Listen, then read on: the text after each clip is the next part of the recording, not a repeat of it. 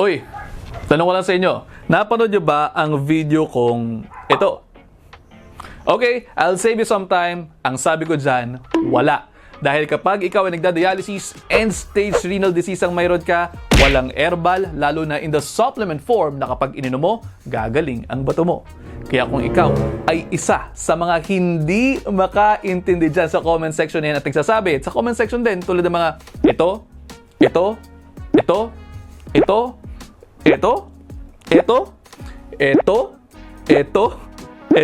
at ito, mukhang kinakailangan mo yata ng paliwanag, kailangan mo yatang makinig ng maigi. Lapit mo yung tenga mo. Sabihin ko sa iyo ang rason kung bakit ko ginawa ang video na to. O yan na, nilaksan na namin ang volume para marinig ng mga hindi makarinig at nagbibingi-bingihan at yung mga hindi makaintindi. Ito po yung sabi nila, basahin ko dito sa PC ko.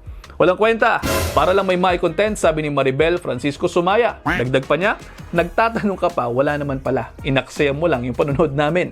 Sabi naman ni Rolando Doriendo, wala pala nag-content ka pa.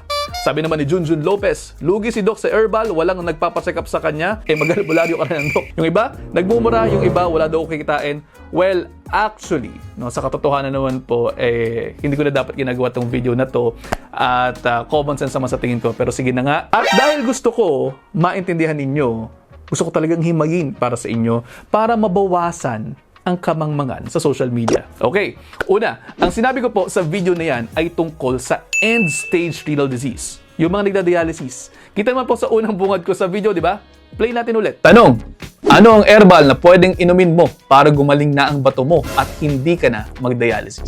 Di ba? Ang tanong napakasimple. Tungkol sa herbal na iinumin mo at hindi ka na magda-dialysis.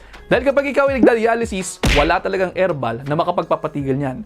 Wala ring gamot dyan. Sira na yung bato mo, ang kinakailangan mo dyan, renal transplant. Panibagong bato.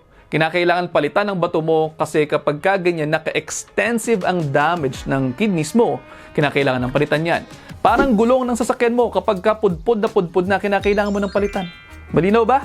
Sana po malinaw. Ibang usapin naman po, lalo na yung nag-message sa akin, si Owel Ponzalan, na sabi niya meron daw siyang stones, uminom ng dako ng kung ano, tapos na-expel daw yung stones. Ibang usapin po ang kidney stones. Meron mga kidney stones na kayang ilabas gamit ang sambong. Meron din naman kinakailangan lithotripsy. Meron kinakailangan shockwave. Yung iba naman po ay yung inooperahan. Oh, narinig niyo siguro yung salitang sambong.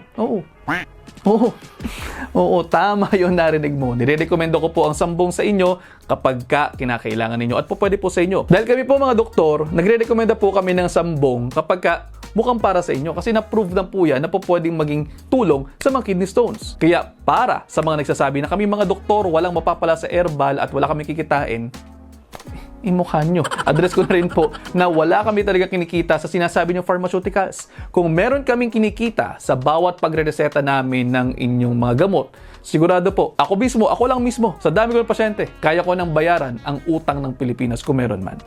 Pangalawa, ang daming tao ang naloloko sa mga video sa social media na sinasabing ng mga nagdodoktor-doktoran na iinumin nyo lang daw yung mga binibenta nilang herbal, gagaling na yung bato ninyo at hindi ka na magda-dialysis. Ang ending, yung mga tao na ginawa nga yung mga ganyan.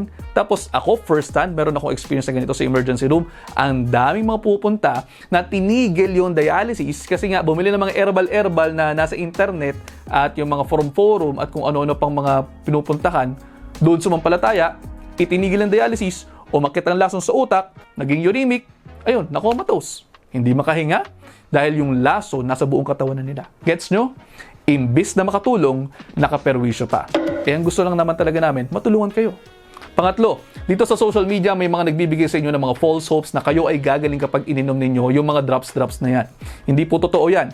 Yung Doc Natural Miracle Drops, ginagamit nun yung mukha ko, AI po yun. Ginawan ko na po ng video yan, di ba? Baka po hindi nyo lang pinanood.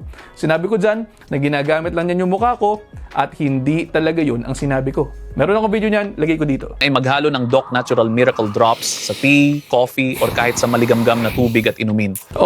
Pang-apat, may mga tao po gusto nyo lamang po pakinggan ang gusto ninyong marinig.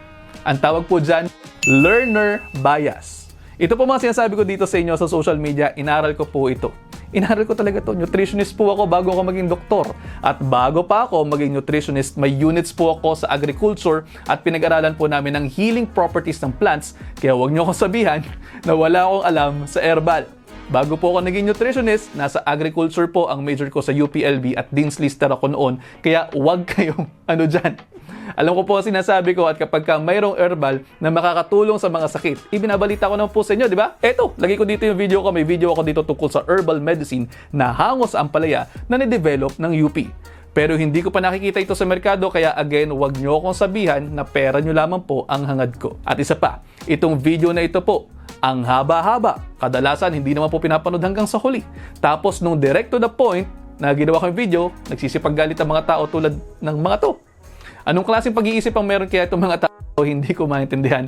Nakakatawa na lamang po talaga. Ako natatawa talaga ako. Anyway, sana po meron kayo napulot sa video na to. Tapos sana, kung tinapos itong video na to, paki-comment po na nakalagay, hindi ako bingi at walang herbal na nakakagamot ng end-stage renal disease. Tingnan ko kung ilan ang manonood dito at yung manonood dito hanggang sa huli. O siya, hanggang doon na lamang muna. See you next episode.